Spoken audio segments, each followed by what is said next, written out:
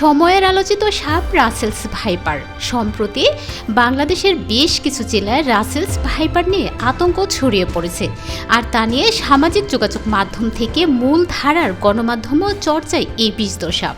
সর্বত্র এই নিয়ে আলোচনার মধ্যেই ঢাকাই সিনেমার জনপ্রিয় চিত্রনায়িকা পরীমণি রাসেলস ভাইপারকে বিদায় বললেন এবং নিজেকে স্বাগত জানালেন। রাসেলস ভাইপারকে টাটা বলে নিজেকে কেন স্বাগত জানালেন পরী? মূলত মঙ্গলবার সকাল থেকে একাধিক খবরে আলোচনায় এই নায়িকা। এর মধ্যে একটি খবর, ব্যবসায়ী নাসির উদ্দিন মাহমুদের দায়ের করা হত্যা চেষ্টার মামলা আদালতে আত্মসমর্পণ করে জামিন চেয়েছেন চিত্রনায়িকা পরীমণি। এবং অন্য আরেকটি খবরে দেখা যায় পরীমণি কাণ্ডে চাকরি হারাচ্ছেন সাবেক এডিসি সাকুলাইন। কিন্তু এত কিছুর মাঝেও তিনি আলোচিত সাপ রাসেলস ভাইপার নিয়ে সামাজিক মাধ্যমে পোস্ট করেছেন এই নায়িকা। বর্তমানে আলোচিত এই বিষয়কে নিয়ে তারা আলোচনার উপসর্গ করে নিলেন।